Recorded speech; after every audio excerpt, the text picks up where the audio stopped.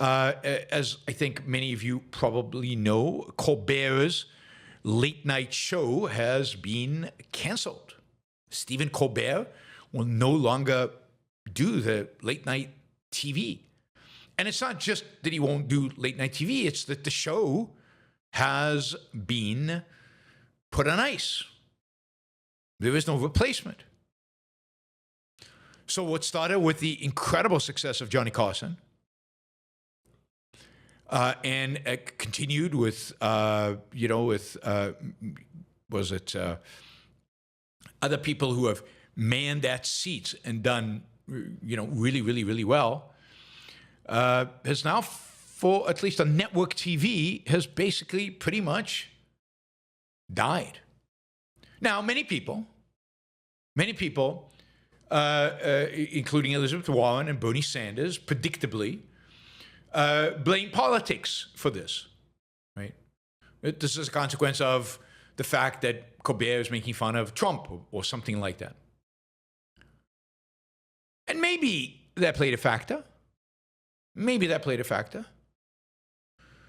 maybe more importantly, it's that his show cost about $100 million annually to produce, was losing $40 million a year, or at least last year lost $40 million. The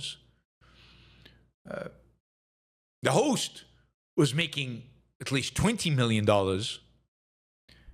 And it was, its viewership had fallen 30% over the last 5 years, and even more so in the crucial demographic for advertisers, which is 18 to 49.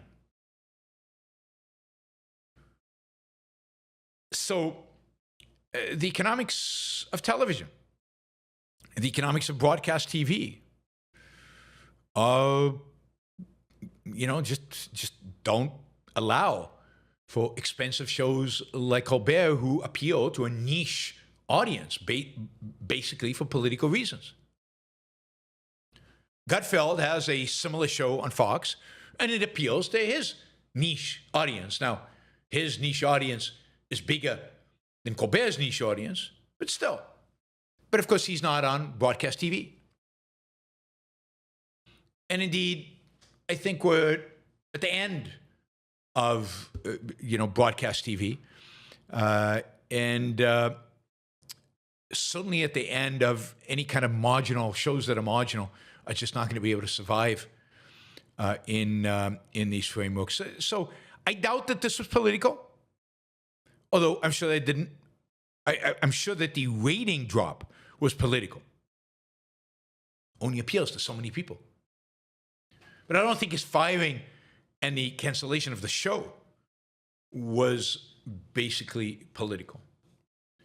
And what we're seeing is the fragmentation of what we watch. And some people are bemoaning that. There's a op-ed in the Wall Street Journal by Ben Sass, the former senator, I think, from Kansas, who's saying, shared experience, longing for the days where we all watch the same thing and we could talk about it at the cooler at work, at the water cooler at work, and we all experienced the same thing. Everybody watched Dallas and everybody was involved and there was a shared American experience. I call BS on all that. This is a land of individualists, a land of different experiences.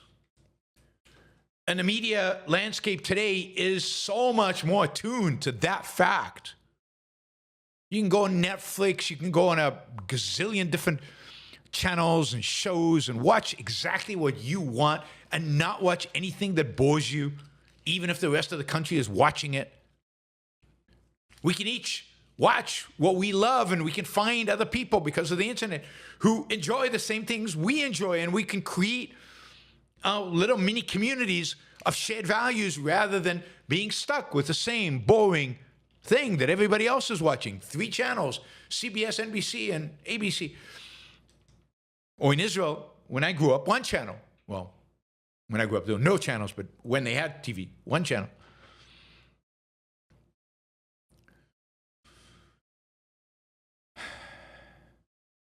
Chandler says, hey, Carson had Ayn Rand on.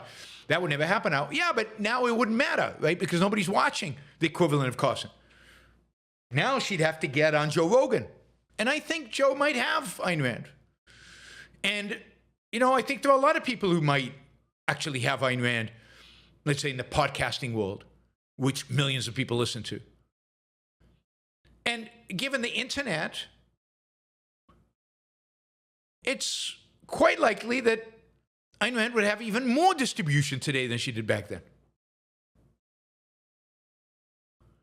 So the beauty of the media world today is how customizable it is to ourselves, to our own tastes, to what we love, to our own values. And the people, conservatives primarily, who resent that, who want us to conform to one culture, one shared experience. I mean, what is shared in America, what should be shared in America, is the opposite of what J.D. Vance thinks. What should be shared in America is a shared respect for rights, a shared respect for the individual, a shared respect for different values and different tastes, but a shared respect for a political system that allows us each to pursue our own happiness in our own way. That's why it's so vile in America to have these kind of stories about abortion or these stories about ICE arresting people. That is what is destroying the cohesiveness of America, because that is indicating that America is not about ideas. It's not about principles. It's not about rights. It's not about being an individual. It's not about your individual values. If you don't conform, some agent with a mask and a semi-automatic weapon and bulletproof vest might appear at your door. So I'd say good riddance to Colbert, and but yeah, I don't think it's political, and I don't worry about us losing some shared culture. I enjoy my Netflix and Apple TV and Prime and Hulu and Disney. I'm watching Andor.